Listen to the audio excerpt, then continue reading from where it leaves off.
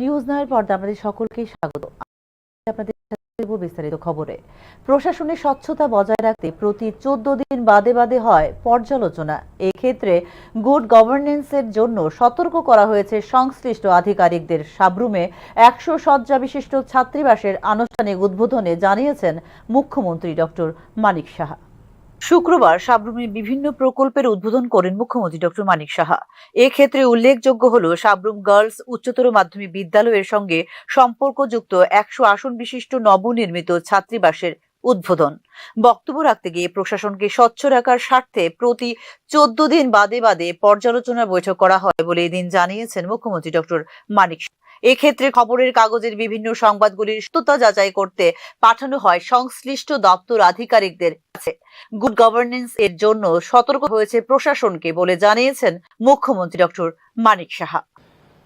আমাদের এখানে triple IT হয়ে গেছে, ইন্ডিয়ান ইনস্টিটিউট ইনফরমেশন টেকনোলজি ত্রিপুরাতে হয়েছে।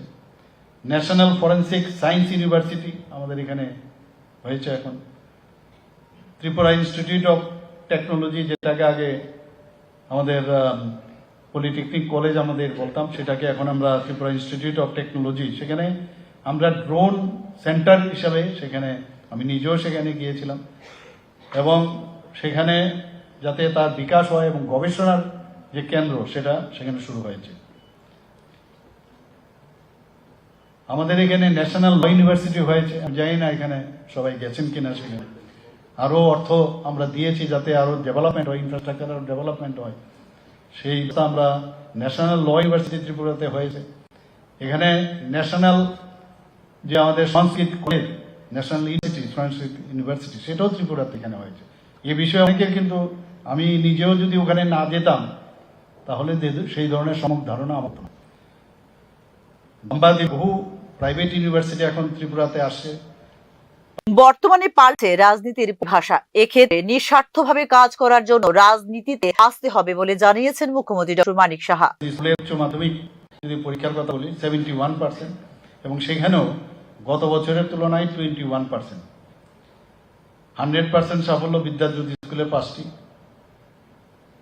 তো সেইভাবে আমরা যাতে এখানে গুণগত, যেটা বলেছেন আমাদের সেক্রেটারি মহোদয়, যে কোয়ালিটিভ এডুকেশন দেওয়ার জন্য আমরা চেষ্টা করছি। এবং ন্যাপ, যেটা ন্যাশনাল এডুকেশন পলিসি, মাননীয় প্রধানমন্ত্রীজি সেটা 29শে জুলাই 2020-এ সেই ঐতিহাসিক মুহূর্তে উনি যে সেটা উৎসর্গ করেছেন দেশের জন্য, তো তার থেকে আমরা কিন্তু এখন স্কুলে এবং কলেজগুলো আমরা ন্যাশনাল এডুকেশন পলিসি চালু করেছি। আমরা মুখ্যমন্ত্রী কন্যা নির্ভর যোজনায় আমরা তো মেয়েদের জন্য ক্লাস উত্তীর্ণ যারা আছে তাকে আমরা দিচ্ছি বাইসাইকেল দিচ্ছি। এবার আমরা মুখ্যমন্ত্রী কন্যা নির্ভর যোজনায় জেলা, নগর থেকে শুরু করে পঞ্চায়েত ও ভিলেজ এলাকা পর্যন্ত পরিকাঠামো উন্নয়নে কাজ করছে রাজ্য সরকার। এই বছর পর্যন্ত সারা রাজ্যে 580 কোটি টাকার বিভিন্ন উন্নয়নমূলক প্রকল্প উদ্বোধন করা হয়েছে বলে এদিন জানিয়েছেন মুখ্যমন্ত্রী ডক্টর মানিক সাহা। জনজাতি অংশের মানুষের উন্নয়নে রাজ্য সরকার বিশেষ প্রাধান্য দিয়েছে। ইসি এলাকায় পরিকাঠামো উন্নয়নে বিভিন্ন প্রকল্প রূপায়ণ করা হচ্ছে। শিশুদের জন্য অঙ্গনওয়াড়ি কেন্দ্র, ছাত্রছাত্রীদের জন্য ছাত্রাবাস, ব্যবসা বাণিজ্যের প্রসারে মার্কেটিং সেন্টার ইত্যাদি নির্মাণের কাজ করা হচ্ছে। জনজাতিদের জীবন উন্নয়নে 1400 কোটি টাকা বরাদ্দ হয়েছে। তো বছরে এডিসির বাড়তি অতিরিক্ত 169 লক্ষ টাকা দেওয়া হয়েছে বলে এদিন জানিয়েছেন মুখ্যমন্ত্রী। ইতিমধ্যে 91,000 লাখ হয়েছেন রাজ্যে। সারা রাজ্যেই পানীয় জলের সংযোগ, বাসগৃহ, শৌচালয় নির্মাণ, স্বাস্থ্য, শিক্ষার উন্নয়নে বিশেষ গুরুত্ব দিয়ে কাজ করছে রাজ্য সরকার। প্রধানমন্ত্রী আয়ুষ্মান ভারত যোজনায় বিনামূল্যে 5 লক্ষ টাকা পর্যন্ত চিকিৎসা করাতে পারছেন প্রতিটি পরিবার। এর পাশাপাশি মুখ্যমন্ত্রী জন আরোগ্য যোজনাও চালু করা হয়েছে রাজ্যে।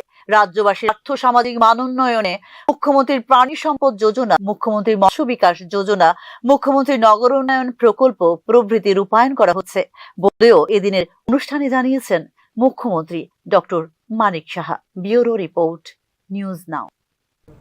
গোপন সংবাদের ভিত্তিতে দীর্ঘদিনের পলাতক এক ভারতীয় টাউটকে আটক করে পুলিশ। টাকা বিনিময়ে বাংলাদেশিদের ত্রিপুরায় প্রবেশে সাহায্য করার অভিযোগ রয়েছে তার বিরুদ্ধে। শুক্রবার ভোরে আগরতলা ভারতীয় টাউট শরীফ মিয়াকে তার দুপুকুর এলাকা থেকে গ্রেপ্তার করে পুলিশ। বর্তমানে একটি বিশেষ পুলিশের টিম জোরালোভাবে জিজ্ঞাসা করছে তাকে। আশা করা হচ্ছে ওই সংক্রান্ত মামলায় ওই এলাকা থেকে আরো অনেক গ্রেপ্তার হতে পারেন বলে জানিয়েছে পুলিশ। ওনার বাড়ি রেড করা হয়েছে, কিন্তু উনি পলাতক ছিলেন। তো কালকে আমরা খবর পেলাম যে উনি আছেন, তো এই সুবাদে আমরা জয়েন্ট অপারেশন করেছি। তো আজকে আমরা ওনাকে আমাদের আগরতলা মহামান্য আদালতে প্রেরণ করছি, পুলিশ রিমান্ড চাচ্ছি। এবং ওনার কাছ থেকে কিন্তু আমরা কিছু তথ্য পেয়েছি, কিছু নামও পেয়েছি। তো এগুলো আমরা আমাদের যে বিএসএফের যে গোয়েন্দা দপ্তর আছে, আমাদের যে সিস্টার এজেন্সি আছে, আমরা ওনাদেরকেও শেয়ার করেছি। আমরা এটা ভেরিফাই করছি, দেখছি। এবং পুলিশ ইন্টারোগেশন আমাদের রিমান্ড চাচ্ছি, আশা করি রিমান্ড পাবো এবং ওখানে আরও জিজ্ঞাসাবাদ। রাস্তার পিট দেখতে এসে গাড়ির ধাক্কায় মর্মান্তিকভাবে মৃত্যু এক ব্যক্তি। ঘটনা বিশালগড় থানার ঘনিয়ামারায়। নিহতের নাম রাজ্জাক মিয়া বলে জানিয়েছে পুলিশ। বিস্ফোরণাধীন ঘনিয়ামারা নিজের চৌমুহনী এলাকায় বিমান দুই গোষ্ঠীর মধ্যে মীমাংসার চেষ্টা করছিলেন রাত মিয়া। এরই মধ্যে দুর্ঘটনাক্রমে আচমকা গাড়ি ধাক্কায় ছিটকে পড়ে রাজ্জাক মিয়া। পরবর্তী সময়ে হাসপাতালে নিয়ে আসলে তাকে মৃত ঘোষণা করেন চিকিৎসকরা। গুরুতর আহত অবস্থায় হাসপাতালে চিকিৎসা ঘটনাস্থলে উপস্থিত থাকা স্ত্রী সিলওয়ারা বেগম। এদিকে মারপিটের ঘটনায় আহত হয়েছেন আরো কয়েকজন।